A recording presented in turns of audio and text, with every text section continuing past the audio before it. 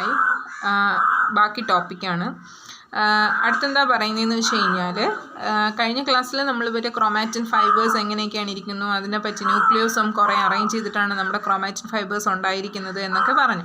അപ്പോൾ ഇന്ന് ഞാൻ പറയാൻ പോകുന്നത് നമുക്കറിയാം ഹിസ്റ്റോൺ 8 ഹിസ്റ്റോൺ മോളിക്യൂൾസിനെ ചുറ്റിപ്പറ്റിയാണ് നമ്മുടെ DNA ഇരിക്കുന്നത് അല്ലേ. അപ്പോൾ എന്താണ് DNA സ്ട്രക്ചർ എങ്ങനെയാണെന്ന് നമുക്ക് നോക്കാം.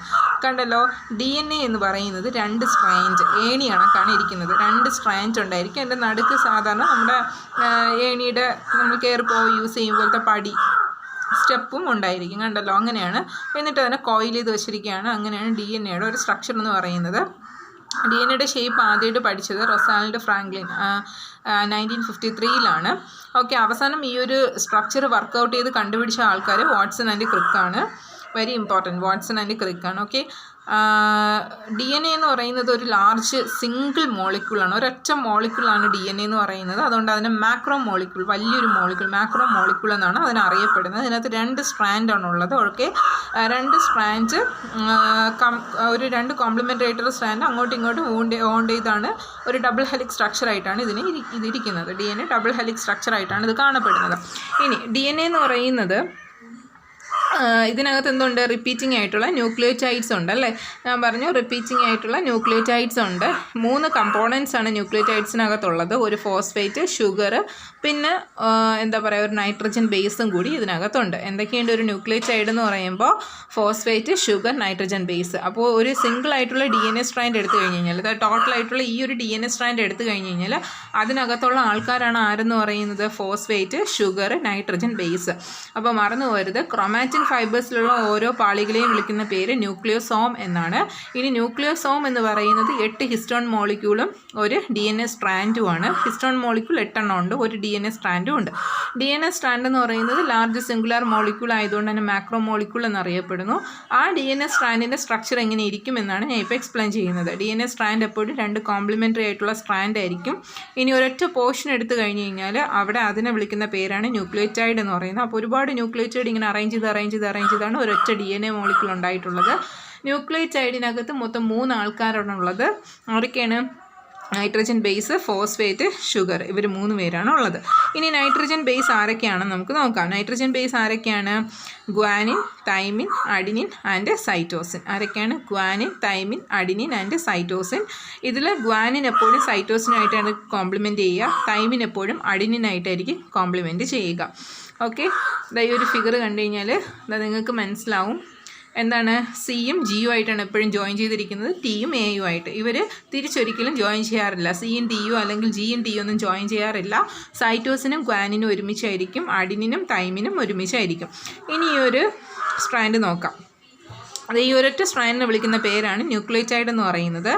ഇതിനകത്തൊരു ഷുഗർ മോളിക്യൂൾ കാണും, ഒരു ഫോസ്ഫേറ്റ് മോളിക്യൂൾ കാണും, ഒരു നൈട്രജൻ ബേസും കാണും. ഓക്കെ, ഇങ്ങനെ അറേഞ്ച് ചെയ്ത് വെച്ചിരിക്കുന്നതാണ് ഇതെന്ന് പറയുന്നത്. ഇപ്പോൾ ഇത് ഗ്വാനിനാണെങ്കിൽ ഇത് തൈമിനായിരിക്കും, ഇത് ചിലപ്പോൾ തൈമിന്, ഇത് ഗ്വാനിനും ആയിരിക്കും. ഇത് ചിലപ്പോൾ സൈറ്റോസീനും ഗ്വാനിനും ആയിരിക്കും, ഇത് ചിലപ്പോൾ ഗ്വാനിനും സൈറ്റോസീനും ആയിരിക്കും, തൈമിനും അഡിനിനും ആയിരിക്കും. അപ്പോൾ തിരിച്ചൊരിക്കലും ജോയിൻ ചെയ്യാറില്ല. തൈമിൻ, അഡിനിൻ, സൈറ്റോസിൻ, ഗ്വാനിൻ, അങ്ങനെയായിരിക്കും അത് ജോയിൻ ചെയ്ത് അവരിയ്ക്കുക, കോംപ്ലിമെൻ്റ് ആയിട്ട് ഇരിക്കുക.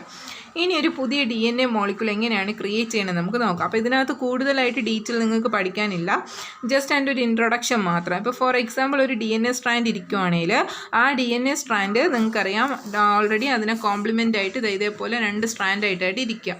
അപ്പോൾ ഈ 2 സ്ട്രാൻഡായിട്ട് ഇരിക്കുന്ന ഈ ഒരു ഭാഗം എന്ത് ചെയ്യും? ഇതേപോലെ 2 ആയിട്ട് പൊട്ടും. ഓക്കെ, ഒരു പർട്ടിക്കുലർ സൈറ്റിൽ വെച്ചിട്ട് എന്ത് ചെയ്യും? 2 ഡോട്ടർ നമ്മൾ മൈറ്റോസിസ് പ്രോസസ്സ് നടക്കുന്നതിന് മുമ്പായിട്ട് ഈ ഒരു ഡബിൾ ഹെലിക്സ് ഒരിടത്ത് വെച്ചിട്ട് ഓപ്പൺ ചെയ്യാൻ തുടങ്ങും. ഓപ്പൺ ചെയ്യുമ്പോഴത്തേക്ക് ഇങ്ങനെ 2 ആയിട്ട് ഓപ്പൺ ചെയ്യും. 2 ആയിട്ട് ഓപ്പൺ ചെയ്തിട്ട് ഫോർ എക്സാമ്പിൾ ഇതിപ്പം 2 ആയിട്ട് ഓപ്പൺ ചെയ്യണമെന്ന് വെച്ചോ. ഇത്രയും 2 ആയിട്ട് ഓപ്പൺ ചെയ്യുമ്പോൾ ഇവിടെ ഗ്വാനിൻ, ഇവിടെ തൈമിൻ, ഇത് അഡിനിൻ, സൈറ്റോസിൻ, ഇങ്ങനെ അത് ഒരു സൈഡിൽ ഇരിക്കുകയാണ്. ഒരു സൈഡിൽ സൈറ്റോസിൻ, അഡിനിൻ, തൈമിൻ, ഗ്വാനിൻ ഇങ്ങനെ ഓപ്പൺ ചെയ്തിരിക്കണം. അപ്പോൾ ഗ്വാനിനുമായിട്ട് ആരാണ് ചേരുന്നത്? സൈറ്റോസിനാണ് ചേരുന്നത്. അപ്പോൾ പുതിയൊരു DNA ഒരു സ്ട്രാൻഡ് സൈറ്റോസിനായിട്ട് വന്ന് ഇവിടെ അങ്ങ് ജോയിൻ ചെയ്യും. കണ്ടല്ലോ, അങ്ങനെയാണ് ഇവിടെ ഇങ്ങനെ ജോയിൻ ചെയ്തിരിക്കുന്നത്. ഫോർ എക്സാമ്പിൾ ഇവിടെ ഗ്വാനിൻ ആണെങ്കിൽ പുതിയ സ്ട്രാൻഡിൽ വരുന്നത് ഇവിടെ സൈറ്റോസിനായിരിക്കും. അങ്ങനെ ഇവിടെ അറ്റാച്ച് ചെയ്യും. അതുപോലെ തന്നെ ഇപ്പുറത്തെ സൈഡും അറ്റാച്ച് ചെയ്യും. അപ്പോൾ പുതിയ സ്ട്രാൻഡ് 2 സൈഡിലായിട്ട് വരും. അപ്പോൾ ഒരു ഓൾഡ് സ്ട്രാൻഡും ഒരു പുതിയ സ്ട്രാൻഡുമായിട്ട് അറ്റാച്ച് ചെയ്ത് നമ്മൾ DNA മോളിക്യൂൾ 2ആയിട്ട് മാറും. ഓക്കെ, ഈ ഒരു പ്രോസസ്സ് നടക്കുന്നത് ഇൻ്റർഫേസിലാണ്. അതാണ് പറയുന്നത്, ഇൻ്റർഫേസിൽ ആക്ച്വലി പ്രോസസ്സ് അകമേ നടക്കുന്നുണ്ട്, പക്ഷെ പുറമേ നമുക്ക് ഒരിക്കലും അത് മൈക്രോസ്കോപ്പ് വഴി പോലും കറക്റ്റായിട്ട് മനസ്സിലാക്കിയെടുക്കാൻ സാധിക്കില്ല. കാരണം DNA-ക്കകത്താണ് ഈ ഒരു സ്ട്രാൻഡ് റെപ്ലിക്കേഷൻ നടക്കുന്നത്. ഇറ്റ് ഈസ് എന്താ പറയുക, ഡിഫിക്കൽട്ട് ടു സീ. ഓക്കെ, ഈ റെപ്ലിക്കേഷൻ എന്ന് പറയുന്നത് വളരെ ഇമ്പോർട്ടൻ്റ് ആയിട്ടുള്ള ഒരു പ്രോസസ്സാണ്. ഈ ഒരു എൻറ്റയർ പ്രോസസ്സ് ഒരു കോംപ്ലിക്കേറ്റഡ് പ്രോസസ്സാണ്. ഈ ഒരു പ്രോസസ്സിൻ്റെ ഒരു സ്റ്റാർട്ടിങ്ങും അതുപോലെ തന്നെ പ്രോസസ്സ് കണ്ടിന്യൂവേഷനൊക്കെ ഇൻ്റർഫേസിൽ ആക്ച്വലി നടക്കുന്നുണ്ട്. ഇനി എന്താണ് ജീൻസ് എന്ന് നമുക്ക് നോക്കാം. ജീൻസ് എന്ന് പറയുന്നത് ന്യൂക്ലിയോടൈഡിൻ്റെ ഒരു സ്പെസിഫിക് സീക്വൻസ് ആണ്. നമ്മുടെ ക്രോമസോമിൽ കാണപ്പെടുന്ന ന്യൂക്ലിയോടൈഡിൻ്റെ ഒരു സ്പെസിഫിക് സീക്വൻസ് ആണ്. അതൊരു പർട്ടിക്കുലർ പ്രോട്ടീനായിട്ട് മാത്രമേ അത് എന്ത് ചെയ്യത്തുള്ളൂ, എൻകോഡ് ചെയ്യത്തുള്ളൂ. അങ്ങനെയാണ് നമ്മുടെ ബോഡിയുടെ ഫീച്ചേഴ്സൊക്കെ കാണപ്പെടുന്നത്. അതായത് ഈ ഒരു DNA സ്ട്രാൻഡിൽ തന്നെ ന്യൂക്ലിയോടൈഡ്സ്, നമ്മുടെ സൈറ്റോസിൻ, ഗ്വാനിൻ, തൈമിൻ, അഡിനിൻ എന്ന് പറയുന്നില്ലേ, അതൊരു പർട്ടിക്കുലർ അറേഞ്ച്മെൻറ്റിലായിരിക്കും അറേഞ്ച് ചെയ്തിരിക്കുക. അങ്ങനെ ഒരു പർട്ടിക്കുലർ ആയിട്ടുള്ള ആ ഒരു അറേഞ്ച്മെൻറ്റ്, ആ ഒരു ന്യൂക്ലിയോടൈഡിൻ്റെ അറേഞ്ച്മെൻറ്റിനെ വിളിക്കുന്ന പേരാണ് ജീൻ എന്ന് പറയുന്നത്. അപ്പോൾ ഓരോ ആൾക്കാർക്കും ഓരോ രീതിയിലായിരിക്കും ഈ ഒരു ജീൻസ് അറേഞ്ച് ചെയ്തിരിക്കുന്നത്. അപ്പോൾ ഇതിങ്ങനെ അറേഞ്ച് ചെയ്തിരിക്കുന്നതിൽ ഇപ്പോൾ ഫോർ എക്സാമ്പിൾ ഈ ഒരു സ്ട്രാൻഡ് ഒരാൾക്ക് സെയിം ആണെന്ന് വെച്ചോ, പക്ഷേ അടുത്ത സ്ട്രാൻഡ് കൊണ്ട് എന്ത് ചെയ്യും, ഡിഫറെൻ്റ് ആയിരിക്കും. ഇതാണ് വ്യത്യാസം എന്ന് പറയുന്നത്. അപ്പോൾ എന്തിലെങ്കിലും ഒരു ഡിഫറൻസ് ഒരു ഇൻഡിവിജ്വലിൽ നിന്നും അടുത്തൊരു ഇൻഡിവിജ്വലിൽ എന്തായാലും ഉണ്ടായിരിക്കും.